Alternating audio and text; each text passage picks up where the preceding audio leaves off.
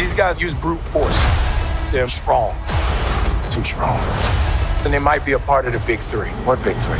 Androids, aliens, and wizards. That's not a thing. That's definitely a thing. No, it's not. So WandaVision was a huge success for Disney Plus, and in terms of like fan involvement with the show, have you let that put a little more pressure on you? And in terms of expectations, like, you know, this is something I talked about with Matt Shackman and stuff like that. Like, can you please everybody all the time when it comes to a Marvel project? I'm sure we can't. So I mean, I don't even know. I just try to stay true to the story that we're telling. You know, of course, they came out of the gate swinging, so that's fantastic. I was thrilled for because it's such a creative show and so unique and different.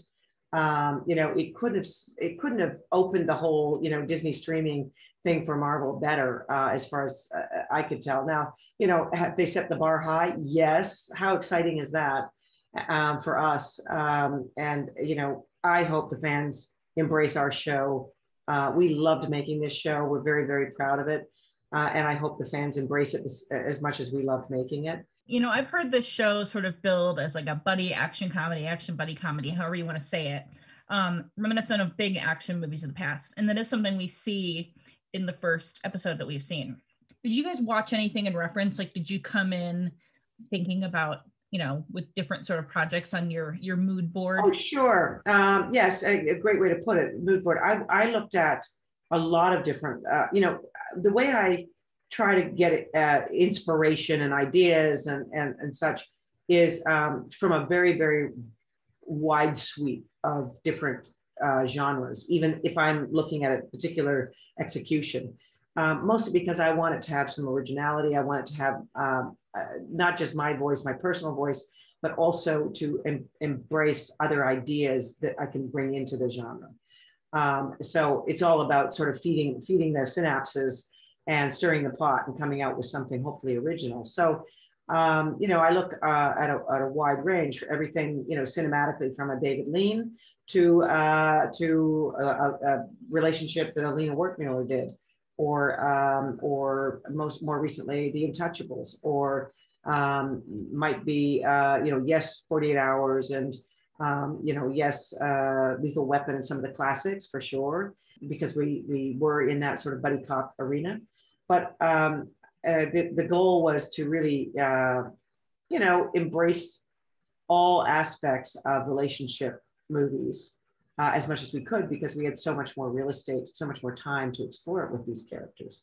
So I wanted to be informed, you know, and so I bubble it all together, put it there, and hopefully out comes something fresh. Having seen the first episode, there are some huge action pieces here. You know, what like learning curve were you on, and like what was the most difficult thing for you to sort of figure out? I mean, I don't know if you can tell us, but you can sort of say there's a thing coming later, you know, whatever you want to say. Well, no, I think all the action sequences have to serve character and story and character story. So I looked at every one of them as having a unique angle to them, a unique perspective. I wanted each action sequence to have its own unique DNA at its core. So we really looked for how to do that, how to mix that up in a way that was not only satisfying for, you know, visually and from a stunt perspective, but really from a character place.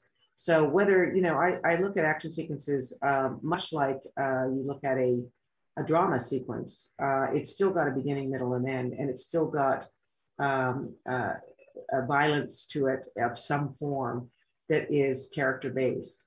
Now, I guess one of the things that I did as a sort of overview, we reduced weaponry. So it did mean that, you know, our choreographed, all the things we choreographed come from a sort of a different mindset. And that just by definition brings a different flavor to it. Why did you guys decide to do that? You know, I think folks, we need to look at weaponry as a different in entertainment as being too much of a crutch. So we wanted to, you know, have our characters be clever and be interesting and not just rely on the go-to gun. I mean, so much of when I was watching this episode, I was like really struck by where we're entering this. Like, oh yeah, we've lost 2 Avengers. Do you know what I mean? Like the world, people were gone for 5 years and then popped back in. Like a lot has changed and there's a lot of difference. Yeah. And they're really going through some emotional journeys. Like there's some lines in this when they'll say like, to Bucky, like, you were a killer for 80 years or something, where you're like, oh, right, he was. Like, that would be really hard to deal with. So I love too that the show's dealing with him going to therapy, because frankly, like, all of the Avengers should be in very serious therapy all the time. Yes, I think all these characters have seen or been involved with, very traumatic events. And, I don't think Marvel's ever shied away from exploring the consequences of some of those events. And we just have a little more time to do it. So in our case, we're able to explore it on a more detailed character level, just because we have the time. So looking at consequences, looking at, he left behind him a trail of victims, and there's collateral damage. So what does that look like? And what does that feel like for a guy who has to cope with, what it is to go forward? Because he's going to have to do some healing in order to be able to find some relevance for his future, and where he sits as a result of his past. You have talked about sort of the glass ceiling for women directors. What does it mean for you to be given this chance, like on a very big scale? And how are you sort of like helping other women along the way? Well, it was a huge opportunity, like Captain America comes knocking at your door, you answer the door.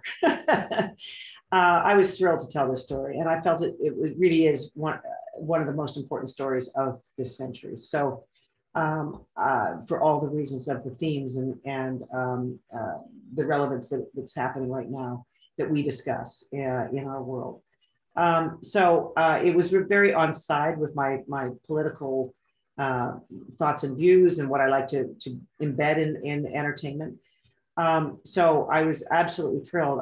I think going forward, what I'm hoping is that I can be part of the wave, because there's a number of women coming on stream who are doing big movies like this and or shows.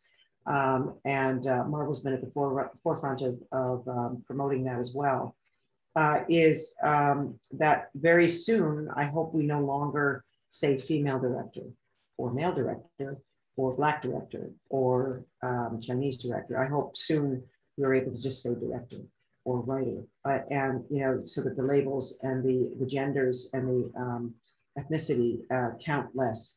Because I like to work in a muscular space. I enjoy working in a world that is very challenging, that isn't what we think stereotypically is feminine. But I think men can do the same thing. It's about the passion of the filmmaker. It's about the sensibility of the filmmaker. So I would hate it for the world to be come to a place where, only women can tell women's stories, only men can tell men's stories. I think it has to come from the heart and from the skill set and from the hard work that it takes to get to anywhere where you're successful, and let it be that instead of get entangled in other politics of it. People need something to get behind.